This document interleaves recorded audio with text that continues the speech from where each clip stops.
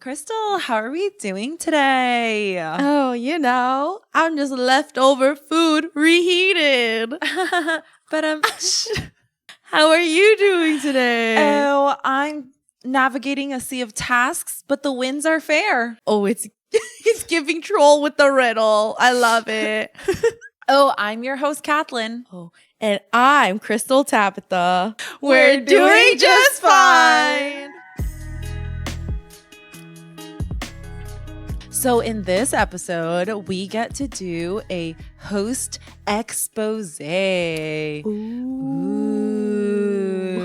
Okay, so you'll all get to learn a little bit of a lot about us. Yep, because we're yappers. We're yappers. So it might be a lot of information. Catch us at a coffee shop talking the whole 8 hours. Catch us outside, and we're just going to be talking on the side of the street. Still there. Still there. Oh my gosh, never leaving. So I guess let's just go straight into it because I feel like there's a lot that we can cover. Yeah. Okay. So let's start with you, Christal. Tell us more about where you are now, what you're doing, what your current path is looking like. Just give us a little bit background about you. Okay, let me just give you guys context of my life. So basically, I was in Colorado for a year. I ended up going to my backup school. Funny story, majoring in PR. And then somewhere, somehow, I ended up working as an intern at our local museum. And I love it. Yeah. And it has now set me on a new course to New York. Yeah. So not that that's never not been the dream. Right. But this feels a little bit more real and reachable. Yeah. So now that's where I am. And I guess I graduated my associates last summer. But do you ever remember that you have degrees? No. Exactly. I don't either. So yeah, I guess that's also a big deal. But yeah. I love that. You're so chill about what you're up to nowadays. But listen, I have to be chill or I'm gonna go crazy. Listen, Tabitha is such a hard worker. Oh. Work hard, play hard. Oh, I just work hard, sleep hard. I don't even play. You know what I play? Just shout out Love and Deepspace. You have my mind, soul, and body. I cannot get over you. That game is so well made. Listen, all of these Otome games. This was my first Otome games. I didn't understand what that meant. Yeah. Okay, tell us more. What is it anyway? Oh, okay. And why are you so into that right now? Let me just say, we listen and we don't judge. Thank you. Okay. Basically, this Otome game, in layman's term, it's a YN story, if you know what that is. Is that really layman's term? Or is I that don't know. It's giving chronically online? No, I know. That's why if anyone has ever read like fanfics, there is a genre called YN. YN means your name. You yourself are put into the shoes or the character's storyline, and instead of there being like a character's name, right? Let's say like Anna went for a run. It says YN went for a run, and you are YN. So YN, very crucial to the fandom of any fandom because it puts you in the place of this character that's interacting with like One Direction members, right? Right. So imagine that storyline from Wattpad and AO3. If you know, you know. I'm not even going to explain that. If you know, you know. But it's basically taking that scenario into game form. Mm-hmm. And so instead of reading it, you are now playing it. And I didn't realize that it was a real thing until like this past year. I just never understood like when all my webtoons say the villain is isekai'd into her Otome game. I'm like, there's so many words in there that I don't understand. But like I started reading, I'm like, okay, this is kind of interesting plot. And little did I know that I would start an Otome game. Girl. And like I can now imagine myself getting whisked into these worlds. Yeah. And listen, I'm not the only one, okay? I am not the only one. This is a very popular game, okay? Well, yeah, it's a very popular game. It's a popular genre if you watch anime. Like, girl, we've watched every villainous anime there is everything right now. available. Okay. Giving Tower of God. Tower of God. Yeah, Dang, that Tower of God is good. That one is good. I finished reading it. What? Yeah. Girl. I caught up. Good for you. Oh my god. Dude, it's good. It's really my good. gosh, not this being an entire anime episode. Why not? Let's just become an anime podcast. I will talk about One Piece over and over and over again and talk about parallels into the real world. I have so much to say about the first Fruits Basket to the remake. Anyway, so this is all about us. No one needs to know how much of a weeb we are. Scratch that. Okay. People don't need to know this information. I like it. We can't do that right now. I carry my little characters in my bags. I wish that someone would like comment like, oh my god, I love that. I love One Piece. But no, nobody does. There was this guy at the coffee shop. I was using like I had like a One Piece character in one of my bags. This guy literally sitting next to me was reading a One Piece manga. And I purposefully tried to like make it so that he would see it. Like I turned it over right side up. Like I like moved it around. I put it in, I was like making sure he saw it. No, not a peep. He did not compliment me. He didn't say, did he see it? Absolutely. He was sitting next to me. Let me just say, so rude. Parallel experiences, because I do that with all my BT21 merch. I'm literally waiting for an army to be like, oh my gosh, are you army too? Exactly. Like acknowledge me, please. I'm anime only. I know. I don't think a lot of people like watch One Piece. Like I know a lot of people do, but I don't think people have continued watching it. Dude. Because the one time that I wore my something gojo, I was holding something gojo at school, and so many people flocked to me. Of course. You know why? It's gojo. It's gojo. And listen, remember this era of like anime watchers, and this isn't everybody. So don't attack. Please don't attack. But like this era is the era where like anime is already accepted. Oh, you're so right. like, all of these animes, it's okay to watch. Like it's not like Andrew.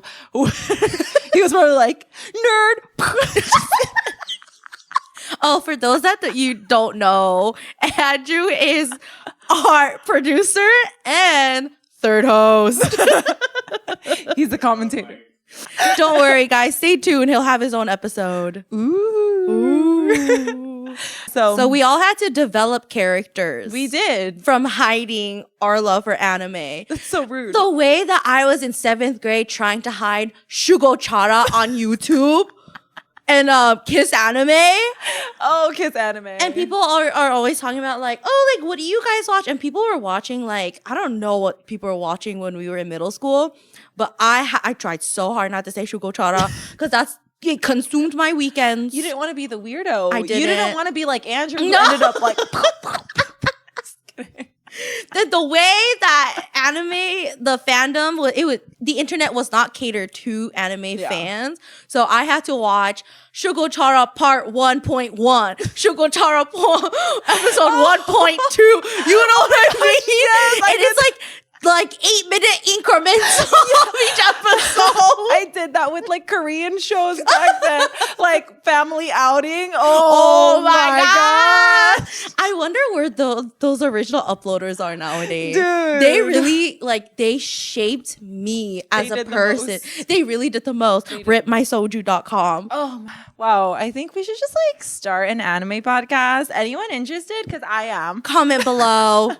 Oh, we have a lot of thoughts. We do. Okay. What are you up to nowadays? So not much really. Not much, but also like everything at once. I have a floral business, as I think I've mentioned that before. At Daylight Floral Co. Hit me up for your floral design. I do weddings, events. I really want to get into like activation stuff. So if you're a brand and luxury. Oh, I'd love that. Okay. So I do flowers. Was it your dream? Oh, was it my dream? Oh my gosh. Tell us a little bit about it. Yeah. I don't know that it was my dream. So I've always aspired for a lot of things. I'm always inspired by a lot. But like actually my dream is to have a 9-to-5 corporate job. I wanted to experience like driving home in traffic. Which like I guess you could say that I did. I did have a job prior to this. I quit that job just because I was like, I don't know, I just wanted something new. Loved that workplace. I don't know. It was just like, I want to do something else, you know? And then I actually didn't quit my job to like start flowering. It kind of just started coming together just because, I don't know, that's just what I did. And Wait, then, can I ask you? Because you said that you wanted kind of more from your 9-to-5 originally. Do you think that if you were still offered another 9-to-5 that's not hybrid, that's like all in, would you still feel bored? It depends. Like if I got hired as like a corporate event planner, I would do it. If I got hired as a hotel florist, I would do it. I see. I mean like administrative work. Oh. It depends. Okay. It really just depends. Like, is it worth my time? Like, are you paying me like good amounts of monies? Yeah, you're then like right. yeah, I'll do it for a bit, for a little bit. Yeah, but I think like I don't know, starting my own business. Okay, so the only reason why I like decided to start was because Jover, my husband, was like, you know what, just do it. Like I've been had been freelancing for a while by this point. I don't know. I guess I was like getting pretty good at it, you know, and I was enjoying it or whatever. Okay, why did that end in a question? I mean, like it was hard to say at the time. You know what I mean? Time, but we're at this time. Right. But I'm saying like at the time. Oh, okay. And also listen, like you were so host Christal, Tabitha. Like I would say you also pushed me to like, I don't know, take a step back and like because literally I would like do these gigs and then you'd be like, dude, you're doing this in your free time. Yeah. Over the weekends. Like you're driving for this and you don't like it? Yeah. And I'm like, oh my gosh, wait, are you right about Work this? past me. She knew what she was talking about. I know. I don't know. It was just like weird. I was weird. But also it's like a lot of like lack of confidence, like fear of failure. Yeah. I mean, like, you know, the normal stuff. It just sounds like any other immigrant kid. Exactly. Like it's not a staple job, you know, at least like not at first, especially. Yeah. But yeah, so that's, I guess, to conclude, that's like all, that's what I do now. And I've been working at that full time. I love it. Yeah. Making your own path.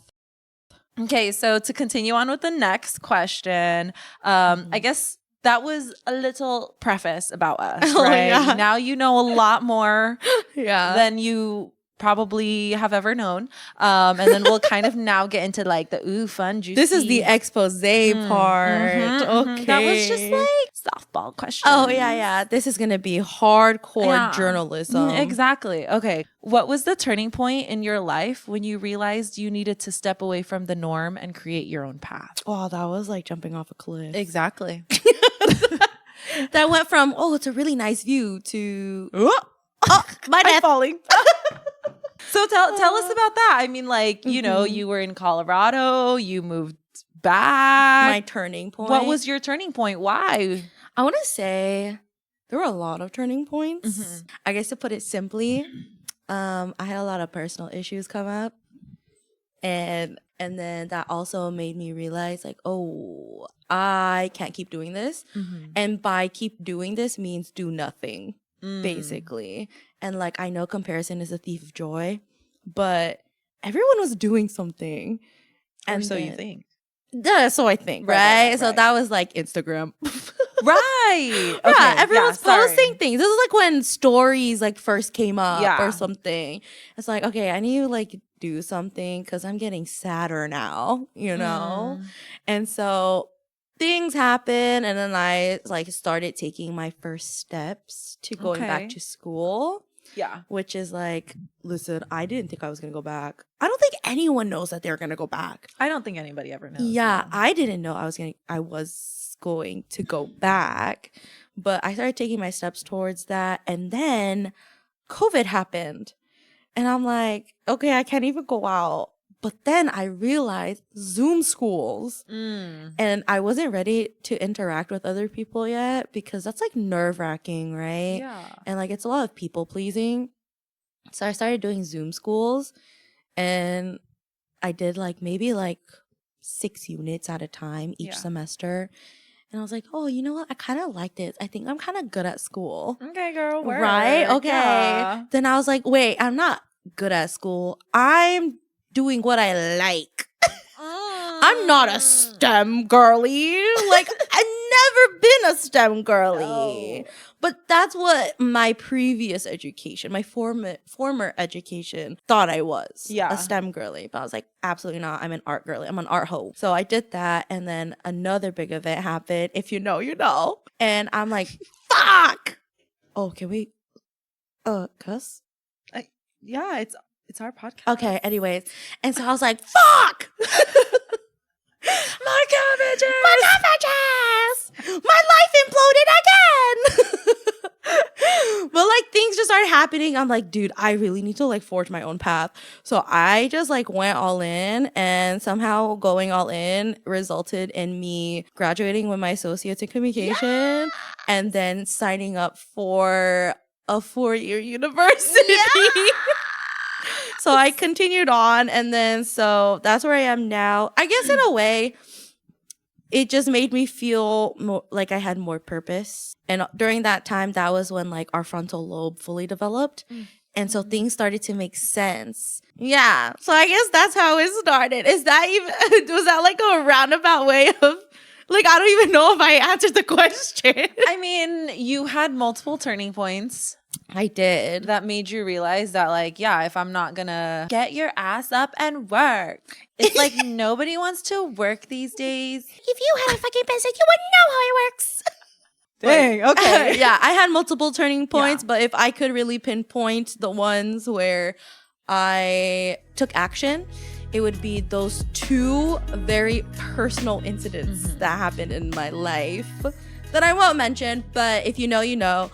And so they were more like my fuel to keep going because I could not stay in the same place. Like I had to keep going or I would not be where I am today. Yeah. Like it was, you were like at a point where you needed to remove yourself from whatever was happening. And then, I don't know, I found something out of it, right? Yeah. It's just, you know, like it's stifling to just stay in the same place all the time.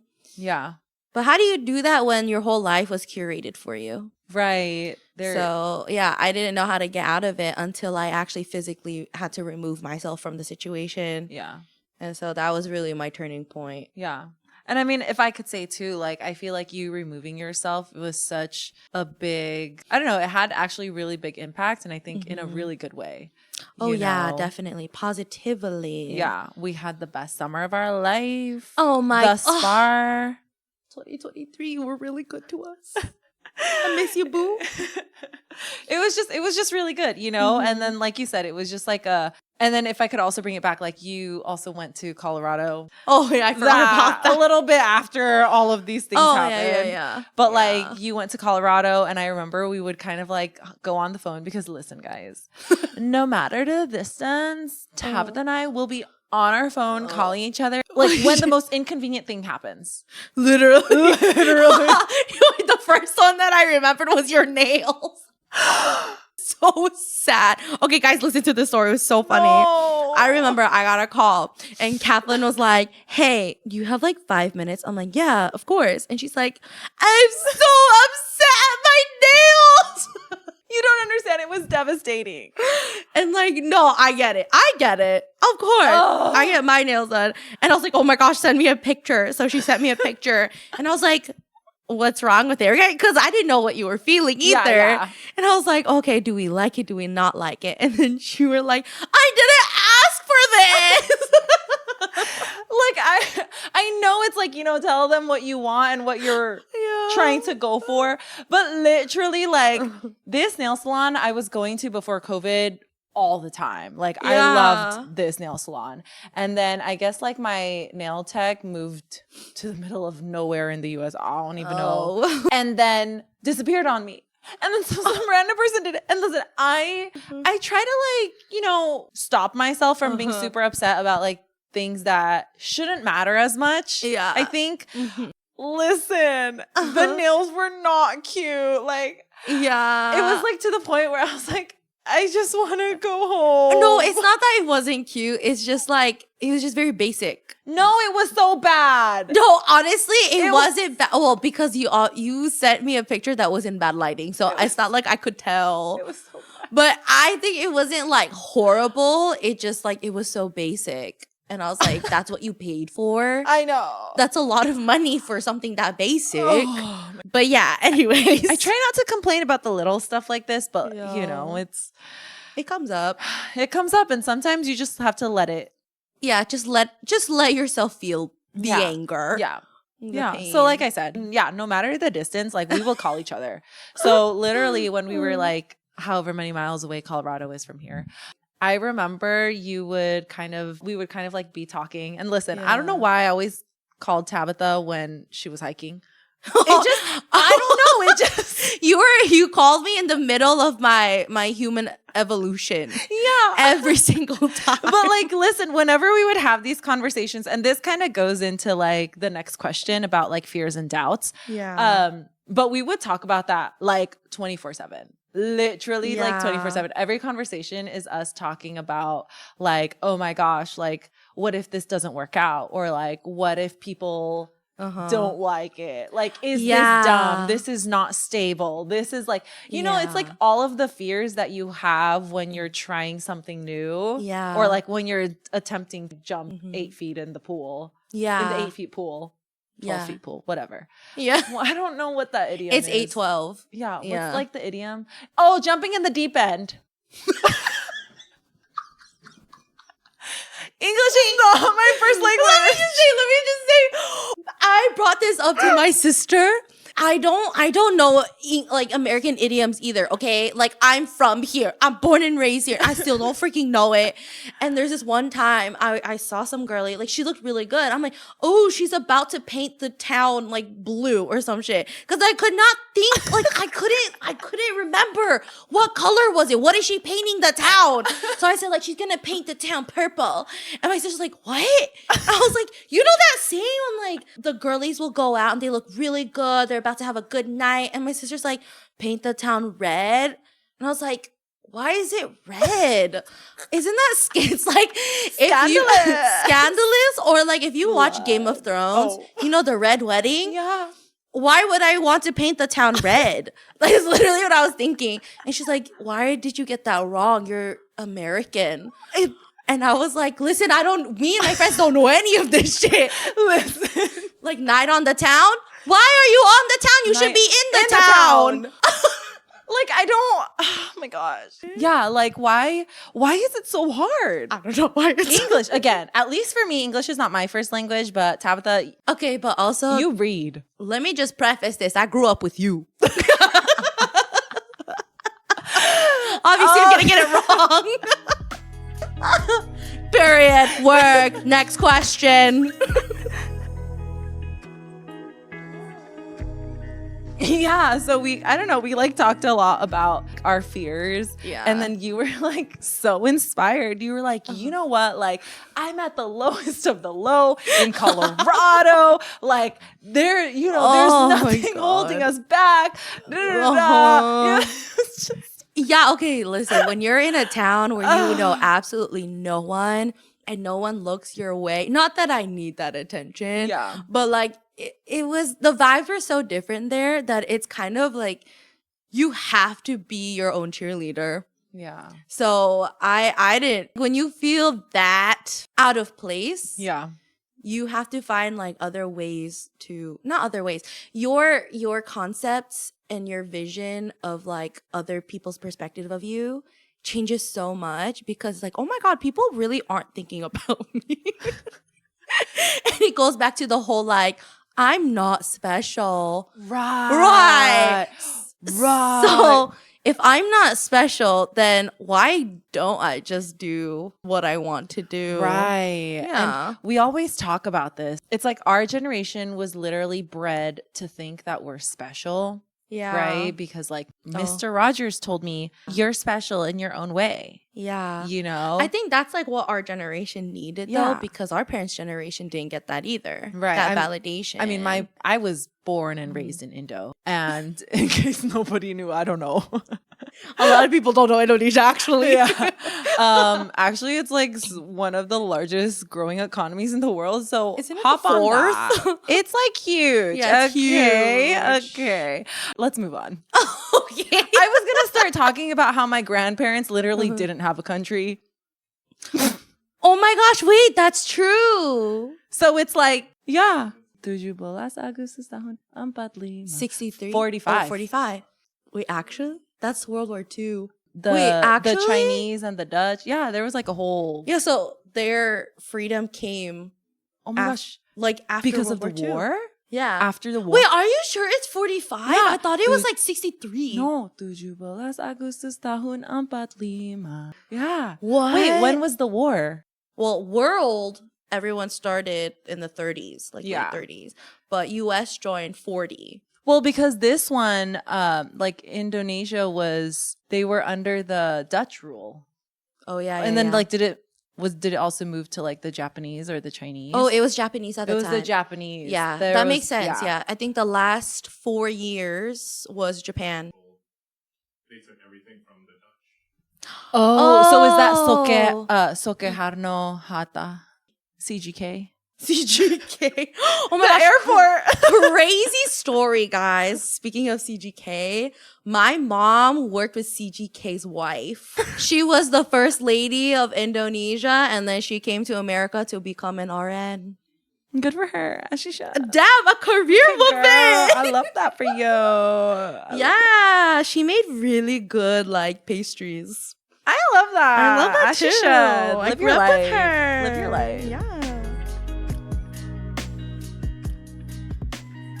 I mean, with all of that information being said, like, you know, my grandparents didn't have a country. I mean, they were the ones who kind of like made the country, made their villages and whatever. So like, I guess they are special. We also have to think about, to put into context. Oh, now we're going to get philosophical. Okay, I love that.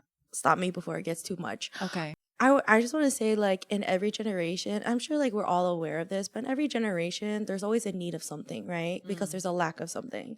And I think what our parents' generation lacked was word of affirmation, of validation. Ooh, yeah. And so they provided a lot of that kind of affirmation, and because they didn't have it. And so I want to say zillennial era, we had a lot of participation awards. We had a lot of like, you're special, because our parents technically were not told they were special.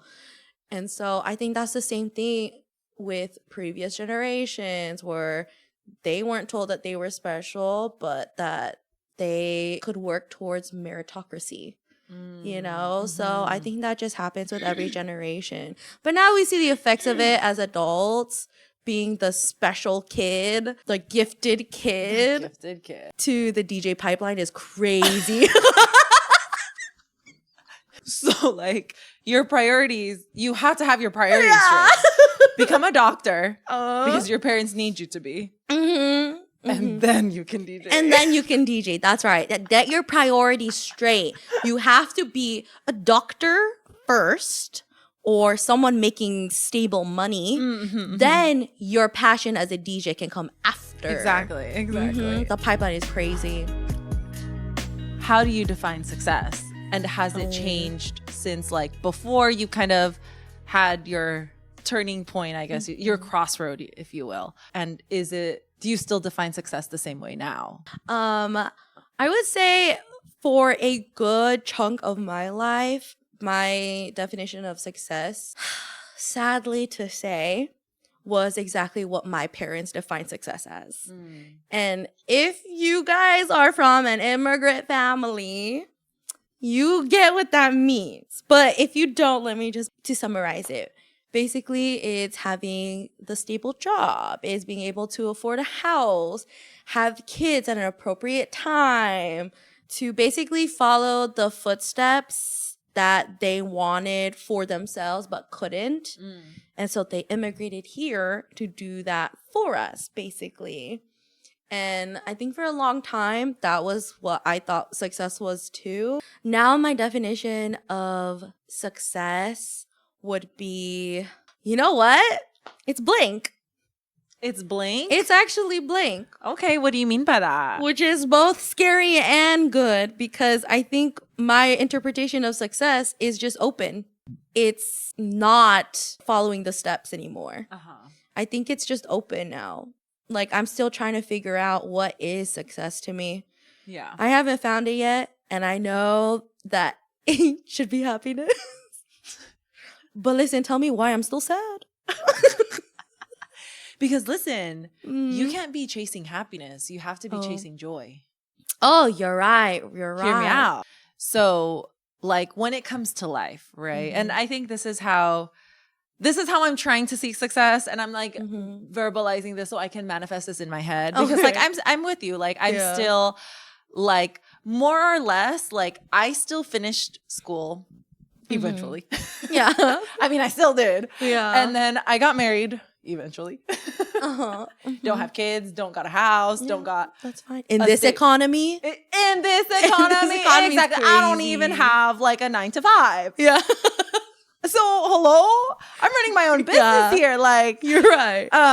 So I feel like I also kind of came out, or I'm trying to like reframe my brain out of what you just described. And like, because I also somewhat abided by that, more or less. Yeah, yeah. Except the job part. That's the job and the kids. That's a different beast. That's like, yeah. But I feel like throughout, like, you know, having started my own business, and my husband is also like an entrepreneur. He is a barber, J. Palma Cuts. I think now I really see that, like, yeah, we can chase happiness, and happiness comes in forms of like being able to purchase your own house, being able to have a stable job, being able to like buy the things you want, right? And like, of course you want that. Like, you want to be able to like be able to provide for yourself and then spend for fun, for New York, for Japan, for like, you know, like all of these things that you want to do with your life. I think about it like, if when I'm 70 years old or whatever, when I'm old. Yeah. When you're retired. When I'm retired, when I have grandkids, I want to be able to like tell them the story of my life. Yeah. And I want to be able to think of it like in admiration, you know? Yeah. And I think it's like, in order to find that, like, you need to be able to find joy all throughout your seasons, right? It's like with your job, your house, your whatever, this and that. I think that's like what success is. And it's like, that's like, oh, but that's success later on. It's like, no, that success is like right now. It's part of the journey. Yeah. Like, you won't be joyful in the end if you're not going to be joyful now. No. Like, you can be sad, and that's okay, girl. I get it. It's just like, what is joy? Right. What is happiness? So it's just, it's like, it's being able to not just be in the state of happiness in that moment, but it's like when you like really take a step back and it's like, oh yeah, I feel decently fulfilled.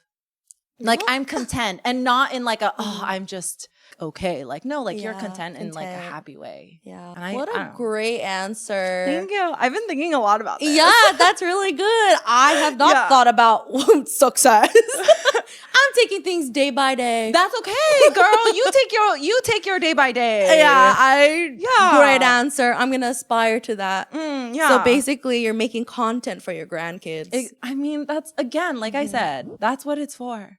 You're right. I want this for my I mean, like, my kids too, whatever. But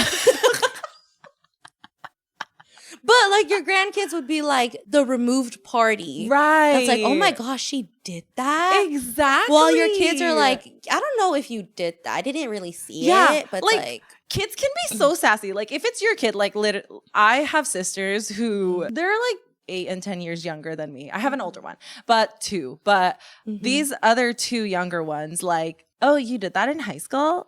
Oh, yeah. I'm like, girl. I'm like, no, it's funny because you know that, what is it called? Like that saying, when kids don't realize that their parents had whole lives before them. It's like that. Yeah. It's like, you did that. I'm like, I lived like 25 years more than you ever did. Yeah. Like, I had a lot going on. They're just skeptics. But I feel like it's fine because they're your kids. Yeah. You know? But like when it's your grandkids, it's like, wow, Grandma, you did that. They had suspended disbelief.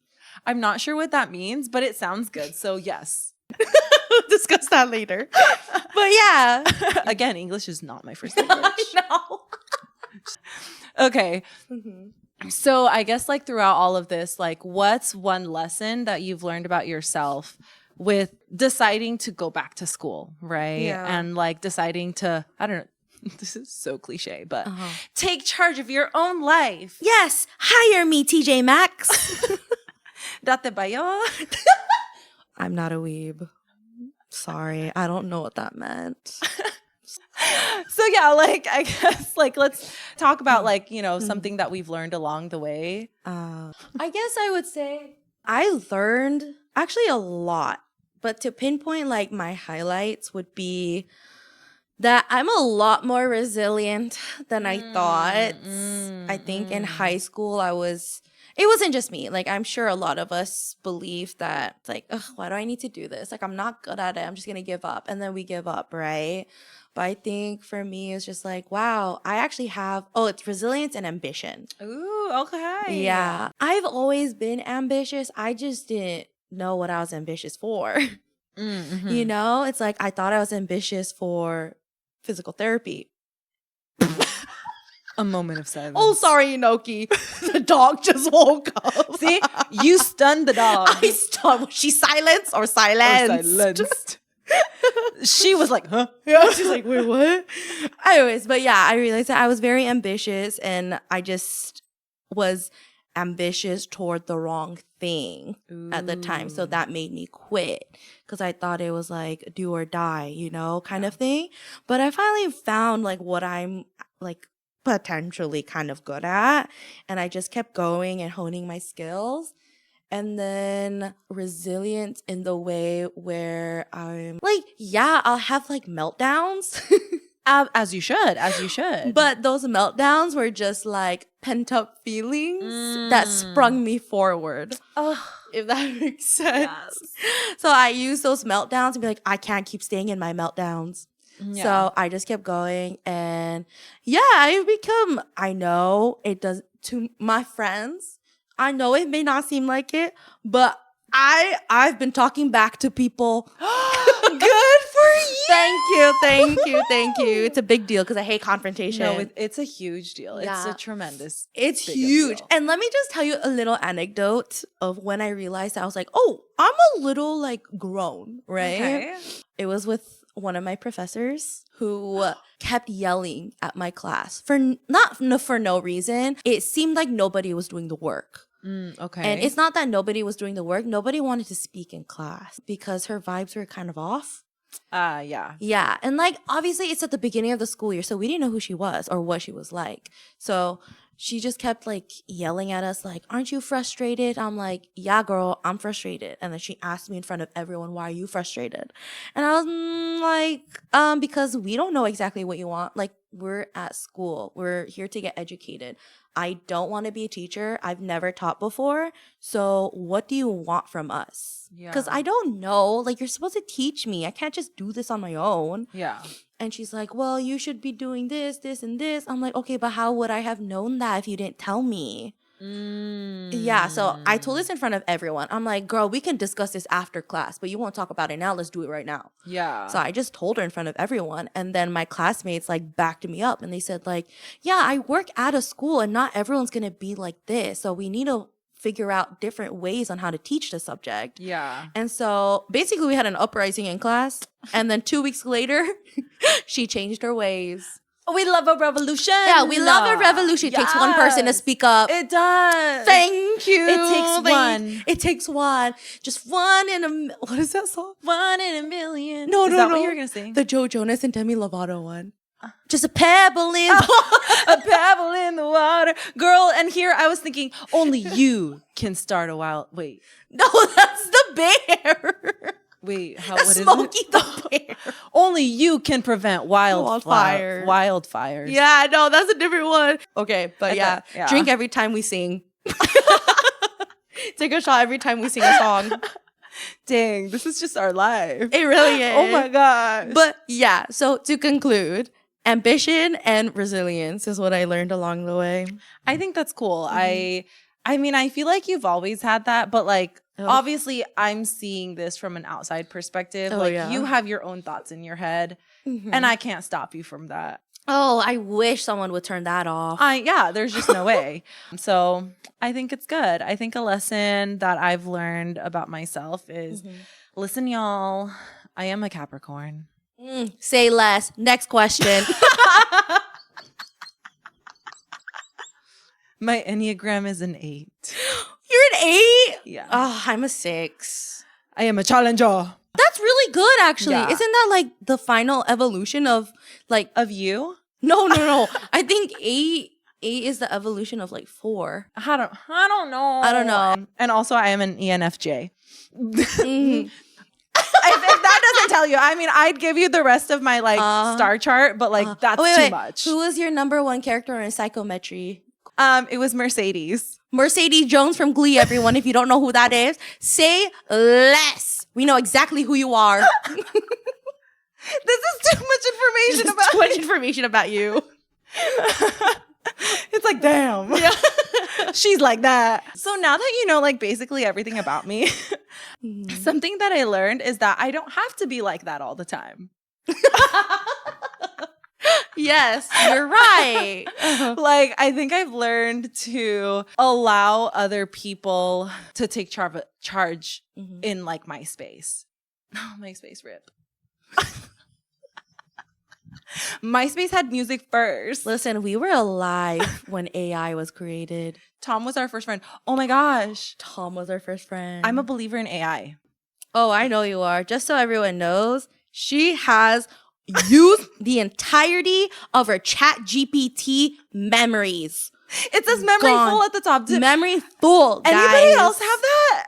Is it just me? No. Look, Andrew's shaking his head. No. Listen, I have in-depth conversations with Chat. But you also have Gemini. Why would you go on Chat anymore? Yeah, because listen, like Chat can do a lot. Like Chat can do a lot of like the really nitty-gritty stuff. Yeah. Gemini can too, but it like data wise, it's not, like, I don't know, like data wise, like Gemini just isn't there. But like Gemini is like new. Anyway, I'm a believer in AI. I don't know why I said that. I'm a believer in the AI that changes voices. Oh my gosh, I don't have that. And the Riz. Oh, I get Her, the movie, every single day.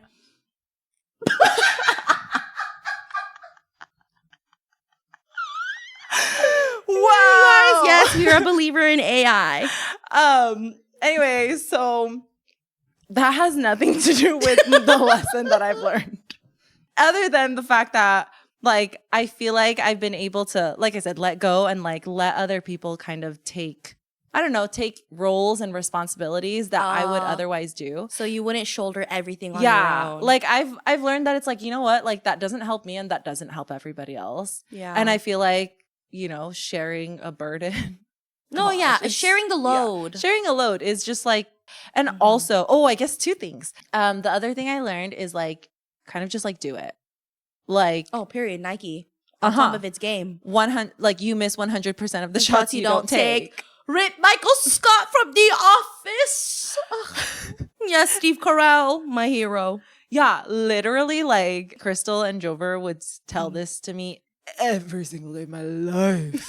Like the past like year. Yeah. It's insane. One of my previous coworkers was kind of telling me the same thing. Like she was like, dude, you like, it's fine that it's not perfect. Just do it. Just do it. Yeah. Like you can continue to refine whatever it is, but how would you know until you do it? You do it. Right. And then the same thing, like we also like reading. And like a lot of the authors that we go to like book signings for, like all they say too is like, yeah, your first draft is going to be horrible. Yeah. But you know what? Like You did it. You did it. And then you can like continue moving on, and then you'll see like what actually works and what doesn't. Yeah. So that's also, you know, that's another thing. I don't have like specific words. I know you had resilience. Like I don't have those words. Oh no, you don't need those keywords. It's just how my brain works. Yeah, but like what would those words be?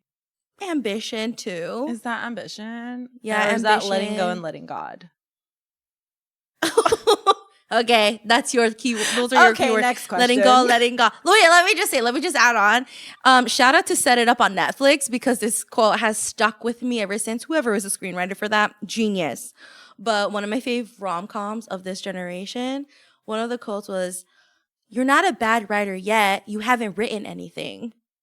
So I think that's also one thing to keep in mind. Like, you're not bad at anything because you haven't done anything. Yeah. Even if you've done something and it's bad, you can always make it better. Right. So I think that's, shout out Set It Up. You really taught me a lot, but also introduced me to Glenn Powell.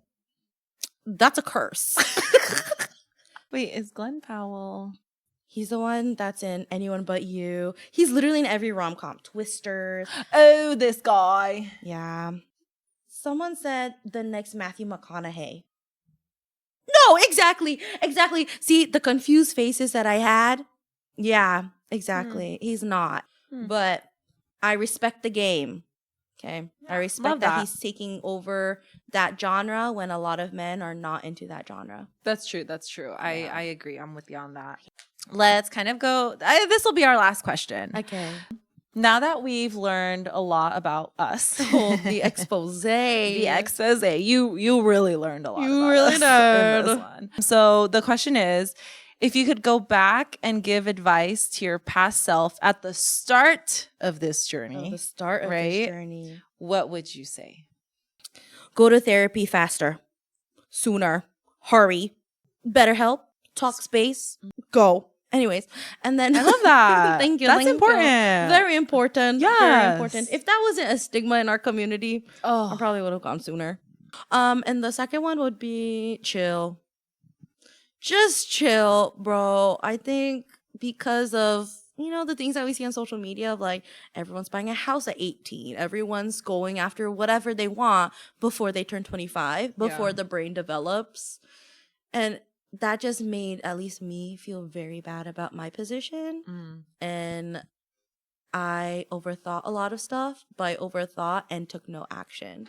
Yeah. So I think I just needed to chill for a bit. So I would tell my past self before this whole journey, bro, chill, damn. Like, I wish chill guy meme was there when I needed that.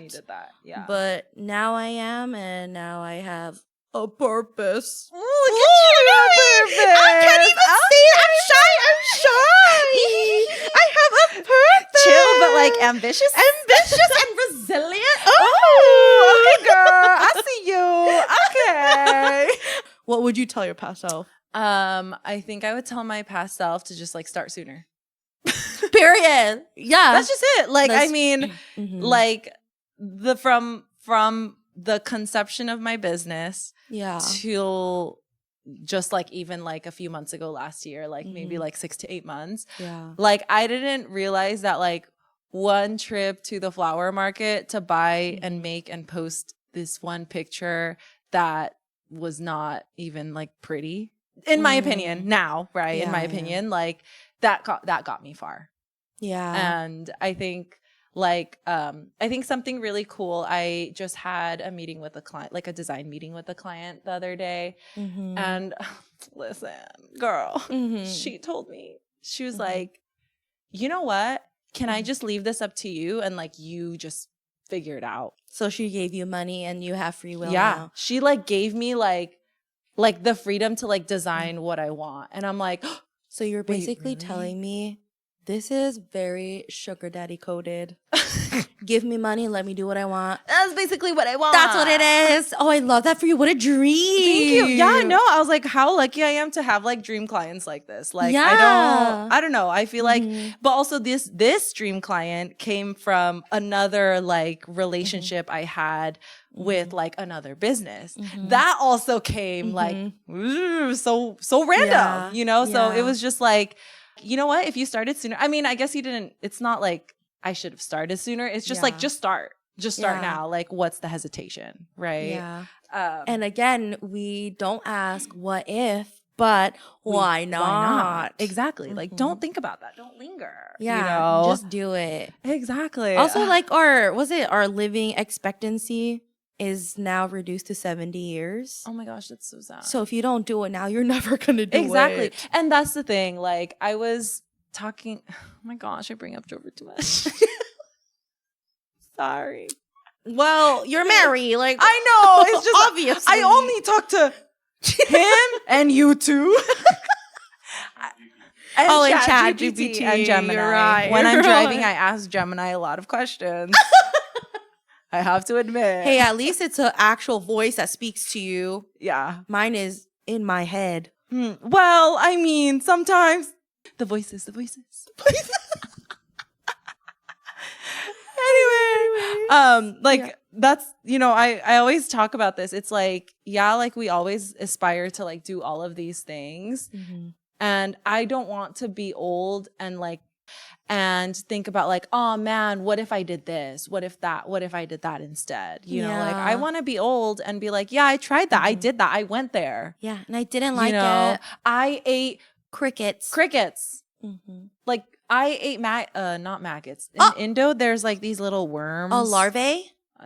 Is that like the worm? I'm getting like chills thinking about it. Yeah, I think it's larvae. They also sell in Korea. Oh, do they? They put it in like really big pots. Yeah, and, and then they just it's larvae. Yeah. I mean, I don't know that I want to try that.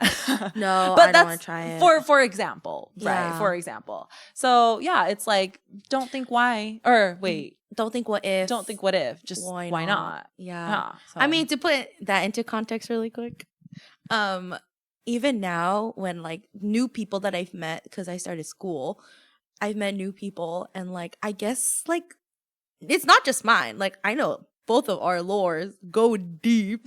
Like people are like surprised that like, oh, you did that? Oh, you've been there? Oh, wait, what? I'm like, yeah, you didn't know that I have annual friendship trips to New York? Like nowadays, people are like saying, "Oh, you should have annual trips to the cabin." Oh, you just sent me like a TikTok. Oh yeah. Or like, whoa, you guys made it out of the group chat. We have been making it out of the group chat for like 12 years. I wish we had a camera on Andrew because he is literally reacting to everything we're saying. He's like, "We've been every single year. We've been every single year since COVID like let up, and still before." I think that's just how it is. Yeah. It's like, what do you mean? You like for us, when we start a group chat, it's going to happen with or without you. Yeah. There's always that one person that's like, oh, bought it. Oh, I guess I have to buy it now. No, that's literally what happened. Andrew and our next guest were the first ones to buy their plane tickets last year. To be honest, I don't even think we truly planned to go last year. We really didn't.